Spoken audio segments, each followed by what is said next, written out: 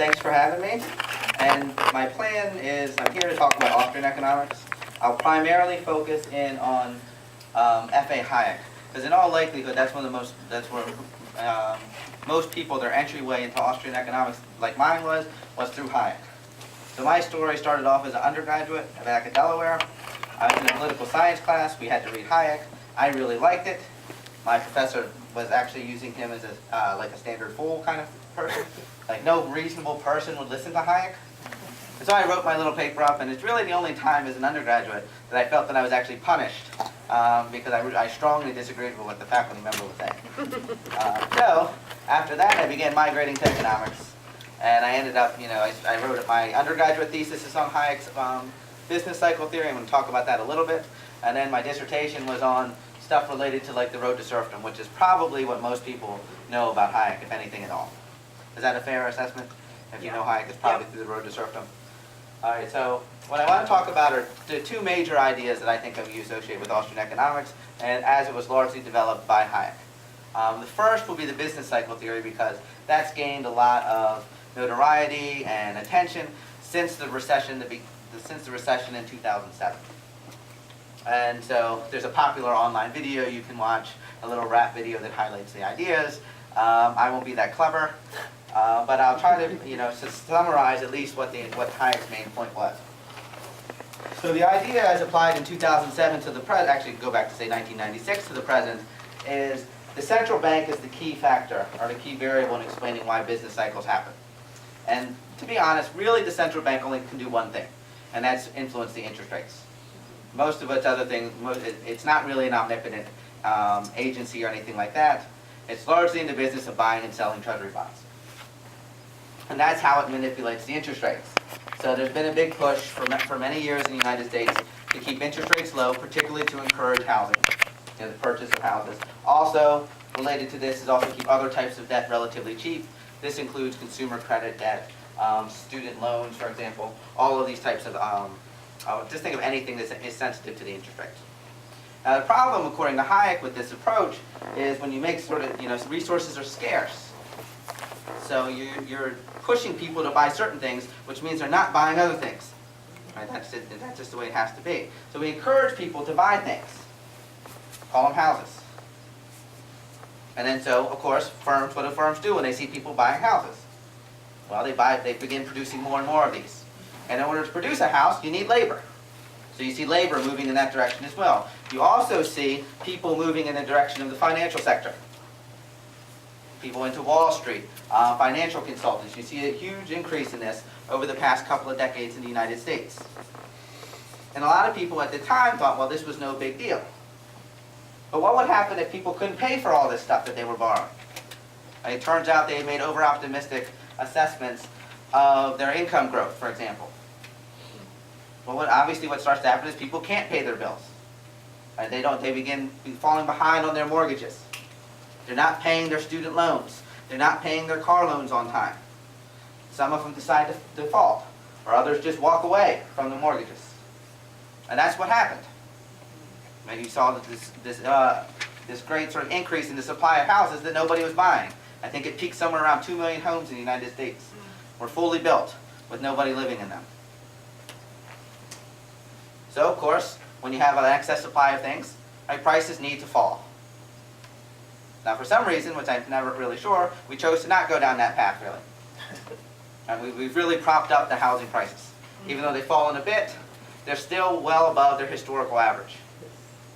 Right? I mean, if you look at the long-run numbers, I mean like the past 100-year numbers, the average price of a house pretty much stayed the same once you control for inflation.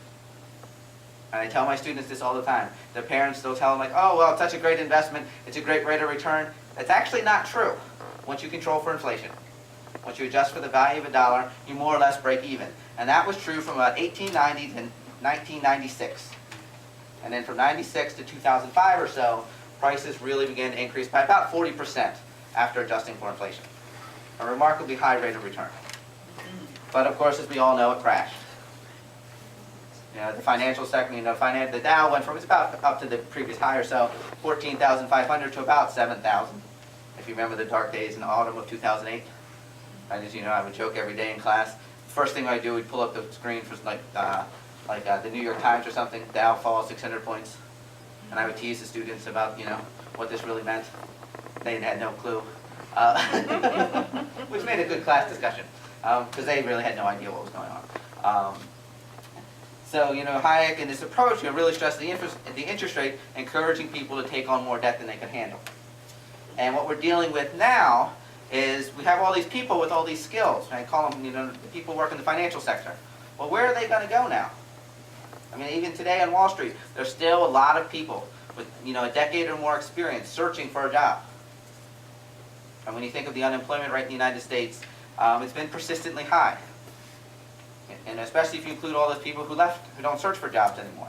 You're looking, low teens or so for the unemployment rate.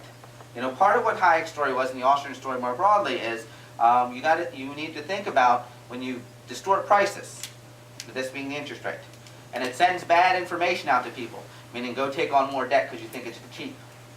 The consequences will be if your information is wrong, you make bad decisions, and now we're in this situation where we have lots and lots of workers in the United States who have the wrong skill set. There's all these people in finance, right? They can't find jobs. Right? They're competing against the people who are going to graduate in 2 months or so from JMU.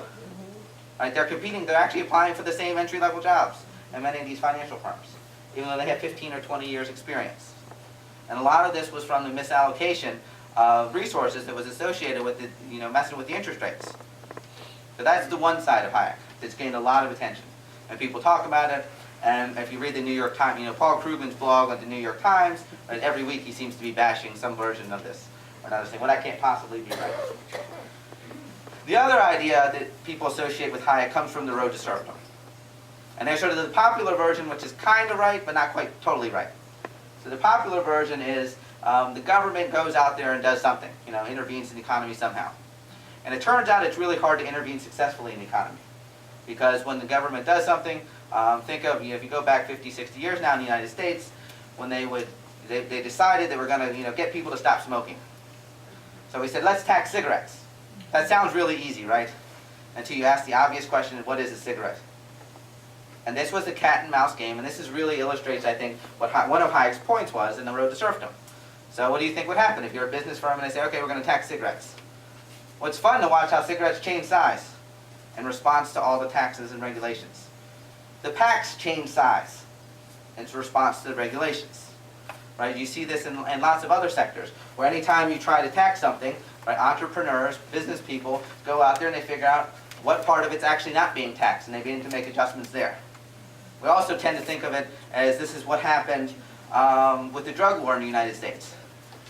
Because back in the 1960s, the strength of a drug was, the rough estimate was, there was about 1 can of beer.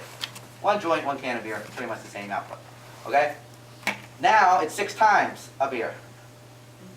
Why is that? Well, the same idea. If you raise the cost for people to consume drugs, well, for the drug dealers to stay profitable, what do they have to do? Well, raise the benefits. And so we've got ourselves caught in this game again, where, as long as people, humans are going to do what humans are going to do. You can either try to sort of harness it in a way that's socially productive, or we can try to tinker with it and cause a lot of trouble. And Hayek really highlighted the aspect, that was part of his story anyway, was highlighting the aspect of how we would end up, trying to do good and end up making it a lot worse. Right? A running theme through all the Austrian writings is this notion of spontaneous orders and unintended consequences. Right? And I spend like days in my class talking about unintended consequences of all kinds of policies. Like we try to help out certain groups, and we end up harming them. Like nowadays, when we talk about this potential raise in the minimum or increase in the minimum wage, right? Who will be harmed by that? Right? Like teenagers, tends to be low-skilled workers, tends to be minorities. Right? They're the ones disproportionately affected by it. Right? Even though you're trying to help people, and this is also key, I think, to remember what Hayek is trying to do and what a lot of Austrian economics is about, is we tend to assume the best of whoever the policymakers are. They're not evil planners out to get us. Right? They really believe that they're trying to help people. Like if you pick up the road to serfdom and look at the dedication pages, it's dedicated to all the socialists of the world. Right? Because he really says, I know a lot of these people, they're well-intentioned people, they're just misguided with their ideas. And that's who he's trying to persuade. And that gets me to the second aspect of the road to serfdom that people tend to miss out on. Because I think part of it is, if you've read it, Hayek writes in sort of really, it's in English, but it's really German. The sentences are like 50 words long, right? And you're trying, just like if you read German, that's one of the problems. Right? These crazy long sentences. But what he's really also arguing at the same time, it's not just policymakers, it's the citizens. Because what begins to happen is they start asking for stuff, right? And then they come to expect more stuff. Right? So their preferences are changing as well. So what they may innocently say, oh, I don't like this policy. But over time, particularly after they get their hands on it, then they start saying, well, I do like this policy. And it gets harder to take away from them. I mean, you could think of this logic. When in class, I tell the story of how President Clinton told President Obama, just pass the health care bill. Because once people start getting any benefits from it, the support will increase dramatically. Right? And that's really the logic that Hayek was highlighting 70 years ago now. That the citizenry preferences will change too. They'll come to expect more and more out of the government to provide them all kinds of things. So there was a recent survey done, I think it was in the UC system, University of California system, asking students, well, what do you expect the government to provide for you? And it was pretty much everything. Free education, free health care, job, and a home. Right? A non-trivial amount said that. It was about 1 in 5 wanted all 4 of those. No car? Yeah, they didn't. I don't remember them asking that one, but I'm guessing because they were in the city. But yeah, I mean, we might as well toss that on at the end, right? So what Hayek is saying, the road to serfdom story, if you read it really close, and like I said, it's sometimes difficult, is you have both on the supply side, meaning politicians, public sector officials, all of those types, supplying all kinds of goodies. But at the same time, you have what becomes a willing public to consume it all. And then at the end of the story, I mean, people chide Hayek for not being totally correct because we haven't elected Hitler yet in the United States. Because they say, oh, well, it's the slippery slope isn't that bad. But he often said there was an obvious way to stop it. And the obvious way was for the people who didn't believe in this kind of stuff. Right? The people who say, wait, this is crazy. Okay, we can't possibly provide all this stuff. We know that in the history of the world, every state ends the same. It goes bankrupt. Right? Almost every time, you think about like the end of the Soviet Union, why was there no bloody civil war at the end? They had no money to pay their soldiers, and what happened? And they were bankrupt at the end. The end of apartheid in South Africa. Everyone expected, I was an undergraduate at the time, there was going to be, a war breaking out. Well, nothing happened.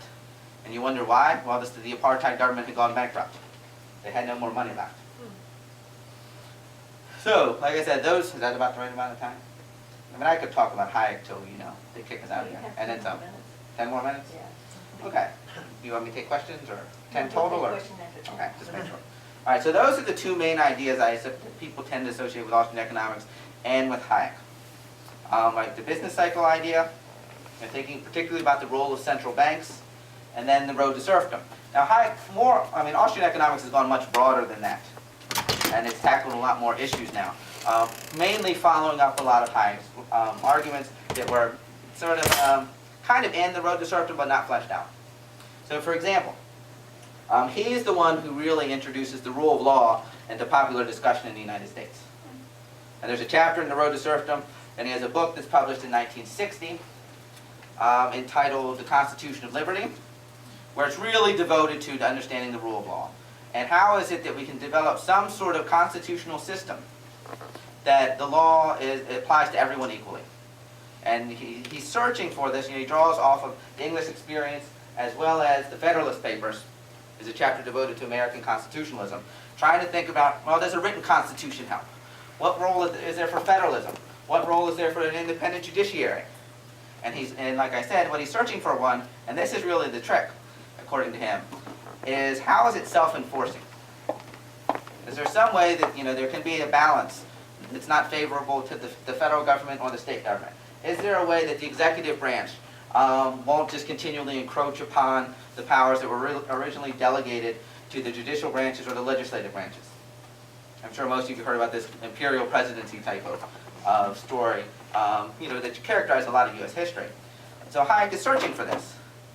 And in the end, Hayek's solution to just about every problem is just more competition. Allow for free entry. This is where sometimes, like I said, he's not clear, or his prose isn't the best. But what he's really arguing is, sure, so if the state wants to provide something, let it. But just don't let it be a monopoly. right? And try not to tip the scales too much in its favor, because obviously publicly provided services are going to come through tax revenues. So that does somewhat favor the public sector relative to the private sector. But he's continually searching, because what he wants is continual experimentation. Will their problems arise? Right? Do we want a central plan to figure it out? And that was his great concern in the road to serfdom. Or do we want something more decentralized? So he comes out in favor of federalism. Let the 50 states, in the context of the U.S., experiment in different ways solving problems. Let the citizens express their preferences. Let them move around. If you have a preference that the government should provide health care and someone else doesn't, well, probably 2 different states will merge. And then then watch the outcomes and see what happens. Don't just sort of, and he's also very concerned about the problem of scale. So what might work like in Harrisonburg doesn't necessarily work for the state of Virginia, doesn't necessarily work if we scale it up to the federal government at a national level. Right? These are the types of things that Hayek, and the research that follows and the stuff that I do, is really trying to address. Thinking about the right institutions to constrain somehow the extent of coercion, particularly on the public sector side. But there is concerns obviously about crime and things like that, private sector type coercion. So there's that idea that comes out. Also, and maybe you're interested in this, since I do economics of religion, at the end of Hayek's life, he actually became very interested in religion, which is somewhat surprising, given he has some comments throughout his life that he's not very religious. He tells a story about how when he was a kid, he kind of got interested in the New Testament, and then all of a sudden it disappeared, and his parents started taking him out on Sunday like picnics to try to discourage it. Who knows if it's true or not? But that was what he would claim, that his parents were really trying to discourage it when he developed an interest. But what he argues, and it's the last thing that he ever wrote, was that religion, he called it, religion was the guardian of tradition. That the religious institutions, even though we don't quite understand how they evolved, and that's sort of a common theme in Hayek's writings and a lot of Austrian writings, are stuff we take for granted for now. We tend to impute that there was some smart person in the past that designed this thing. It's hardly ever the case that that's true. It's often trial and error, bumbling. I think, the quote he calls man is lazy and indolent. Right? We're just trying to survive. But when we're just trying to survive, it turns out we stumble upon some pretty cool stuff. The rule of law being one. Right? There was no great lawmaker that said, oh, we're going to just, the king's not going to be, an arbitrary imposer of his will. Or the oligarchs in various societies. Right? That was probably emerged out of a battle over political power. Right? I mean, that's our best guess at what happened where Parliament ever came from. The king needed money. The landowners had the money. So in order to get the money, the king had to give up something, and that's what we call political rights. Right? First to a small number of landholders, and then slowly but surely it expanded to more and more parts of society. Seems to be the same thing was true in France. Battles like this. No one would have wanted this, that wasn't the plan. It was the unintended consequence of people, trying to just get by and survive. So he makes the same claims with religion. He says, without religion, how would we not kill each other? Now, you go back far enough in human history, that seems to be the norm. We're relatively violent naturally. You go through the anthropology literature and stuff like that. And that's what seems to be true. But then religion comes along. And it has certain explanations for what's going on out there, right? They tell you, natural disasters, it offers an explanation. When bad stuff happens, it offers an explanation. Now, back then, you could either sit around and talk about whether, theological insights, but that you probably weren't going to do that because you have this problem of subsistence at the same time. That you don't have time to sit around and think about ideas, or you're just trying to get by. But Hayek argues, and some people have begun following up on this, that's really where civilization gets started. Right, now we have some order, right? We have a moral order. We have some religious beliefs. We have bright line rules if you think of the 10 Commandments. Right? They're pretty straightforward, aren't they? Mm-hmm. There aren't all these qualifying remarks. Right? Thou shalt not kill except in the instances of A, B, C, kind of thing. Right? They're actually very nice. Because you think of them in an economic context, there's not a lot of constraint placed on people. Right? Don't kill people, don't steal, go down the list. But it allows for an enormous amount of human creativity. And that's going to get to, you said a couple minutes now? Okay. All right, so the last theme I want to highlight, which I've already mentioned before, but this idea of experimentation, and particularly through competition. Hayek was very willing, and the Austrians in general are very willing to say we don't really know what the future is going to look like. And we can't sort of predict the next technologies, other than in the vaguest of vague terms. But that ends up being really important to keep in mind. I mean, that makes a lot of people uncomfortable as well, because they always want to say, well, when technological change comes, obviously people are harmed, in the sense it displaces workers, for example.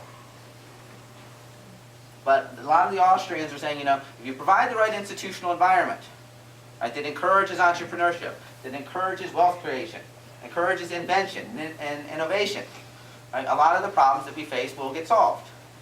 It is borderline an article of faith. But we have a few thousand years history suggesting that is exactly what goes on if you let people go try to figure out how to solve problems. Right? Generally, they're not out there looking for, some sort of, it's not some heroic entrepreneur story. It's often just somebody working, quietly in the world, and everyone's an entrepreneur. Another sort of point in Austrian economics, everyone's an entrepreneur trying to solve problems. And Hayek and others, that's what they continually emphasize. Right? Let people go, they know what the problems are. You don't have to tell them.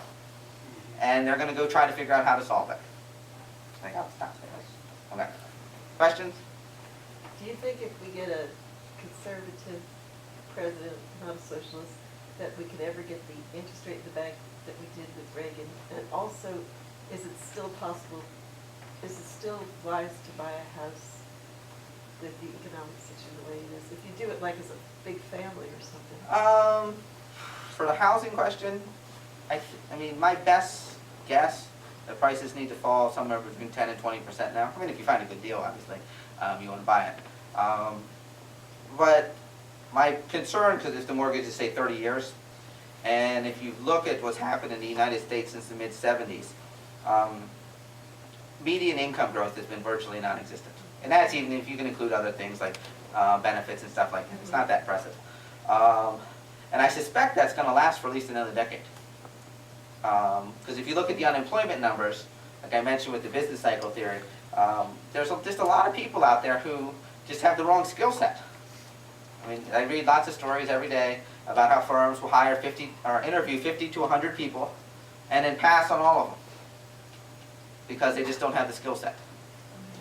So, I mean, in the sort of medium run, I guess I'm a little leery of it. I'm also biased because I just bought a house recently. So you have to sort of justify it. And you asked about the central bank? When Reagan was president, the interest rate, then I had a house and a huge mortgage. And then my ex-husband took all that. So anyway, then you could live off your interest when you're retired because it was like 17%. Yeah. Now you're lucky if you get 1%. Do you think it'll ever go back up again? Yeah, well, it's going to have to. The looming problem on that side is the potential for inflation in the United States. Can I just interject something there? At that point in time, being a banker, at that point in time, the interest rates on mortgages was oh, I know, they were horrible. Was like 15, 18%, and Tommy and I was thrilled to get a 9% assumption. So when your interest rates on your CDs are higher, so is everything else. But I'm just saying it's better than 1% because I realized I was paying huge mortgage percents because I had several houses over the years. Yeah. But now it's just ridiculous. Yeah, I mean, it could last for a while. If you look historically, if you want to draw off the Great Depression experience, something similar happened then. So when the Depression happened, they drove interest rates down, and they kept them down until 1951 or so. That was the point when it's called the Fed Treasury Accord. Because part of what happened, and you can see it probably happened in the past couple of years in the United States, at least unofficially, that the Fed and the Treasury are supposed to be independent of each other. And the whole idea, the central bank is supposed to be independent of politics. I joke often, it seemed like in 2008, Hank Paulson and Ben Bernanke were like holding hands walking around D.C. That they were really sort of working together, on the same, when they're not really supposed to. 1930s was the same thing. And it took an actual act of Congress to really separate the two again. And so I am concerned that that could happen, and so interest rates will stay low for a while, until the inflation comes. You mean 10 years or something? It could be, yeah. The inflationary one is the one that I'm most uncertain about. Go ahead. As far as Dow going forward, you look at our debt burden at the moment, and how that's going to be resolved, and whether that's through they just inflate it and pay it off that way, or whether they'd have the political will for a default, because they're not. I don't know if they'd have the political will to raise the revenue to pay it either. What do you see the end game being? Because just I don't know a ton, but looking at the Depression, we didn't have dependency classes like we did now, and we didn't have as many people. We have quite a few people just out of work already before we even go into the fan. Right. What do you see happening in the next 10, 15 years? Just with the debt? Well, with the debt and how that impacts everything else. Maybe it's not unmanageable at this point. Okay. If you could cut the growth of government to about 2 to 2.5% a year, you'd be fine. In terms of, it would bring back down the debt to GDP ratio, for public debt to GDP ratio, would be back under 50%. Relatively short amount of time, about 10 years. The trick is, how do you control the growth and the growth rate of government expenditures? And that we haven't figured out. Like, that was sort of Hayek's concern. And if you look in the U.S., it's really steadily grew after the Depression, and then right around actually the second younger Bush administration, it changes to much steeper slope again. Then we're pretty much on the same track as we were before. So for 12 years now. That would be the easiest. That would be the ideal way to do it. My guess is to monetize it. Meaning they're going to use inflation. That's like that's actually how we paid off most of the World War II debt. Because that's the only other time we had this high debt to GDP ratio, and they basically inflation paid about 80% of that debt over about 2 decades. So it was never too high. People like to glorify the 50s. There were like 3 major recessions then. People tend to forget. But there were sort of prices were also inflation was relatively high. Bonnie? But they was talking about the dependency of the people with it and stuff. But don't people realize when you get that dependency, the only thing you're working toward is slavery? And, that's the road that I see is heading down, is slavery. Yeah, this was in like the road to serfdom too. The economic security, people seem to value greatly, and they're willing to trade off freedoms because it comes with risk. Hayek talked about that. Lots of people have talked about this. That everyone wants a job. They're going to guarantee pay raises from now till they retire. No chance of getting fired. Yeah, but it's called life. You can't stop it and expect someone to take care of you from the day you're born to the day you die. Yeah. Why not? I can tell you. Why not? Yeah. Because, my husband at age 50 had 2 brand new hips. We was out of work for 3 years solid with no income coming in. You dig big holes, but you learn to survive. Am I wrong in thinking that starting even in kindergarten, this pretty much is taught to be dependent upon? Oh, I would say it goes before that. Yeah. Before they're born. They're entitled. Yeah. The parents grew up to be entitled. Gretchen, you had a question? Well, I keep looking for mentors week by week, like Walter Williams Can you hear her? Yeah. and John Stossel. Yeah. Can you name some others, so we'll just pay attention to them? Williams is getting old, right? Yeah. He was my graduate school teacher. There's actually not. It's a missing part of the story at this point. There aren't really those popularizers. There's people on the editorial pages, but they're not really at the same level. They don't convey the message as clearly or in a way that resonates, I think. Like Williams does a pretty good job. Thomas Sowell, I've always liked him. He does a pretty good job. But part of it is my profession has gone down the path of a lot of technical stuff. And writing is not our forte. And in some sense you get punished, like in economics, professionally, when you go down that path. Unless you have to be like 50 or older. So there's been this sort of problem. But yeah, I can't think of anyone else. There's a couple of people I know who are trying. Art Carden, I forget where he teaches now. He does some stuff for Forbes. He writes some pretty good columns. He's probably the only one that really comes to mind off the top of my head. Ben Powell writes for Huffington Post sometimes. He also does some decent stuff. Sort of free market. He always causes trouble about sweatshops. kind of thing. But they're the only two that come to my mind. There's popularizers of things that, that are accessible and clear in their writing. Chip, did you have a question? We have a question. You were comparing World War II and inflation then. We were on the gold standard then. Is there Yeah. a difference? Now we don't even have anything back in our monetary system Yeah. except for the oil. Yeah, it's tricky under the system where it's just a full faith in the U.S. government, right? Actually, the value of the money is just because we all agree to some value of the money. Well, all the oil's traded. Yeah, right, that's part of it, right? Yeah. Yeah, but it also, it partially explains why we had to get off the gold standard when we did. Because we were printing up money that we couldn't support.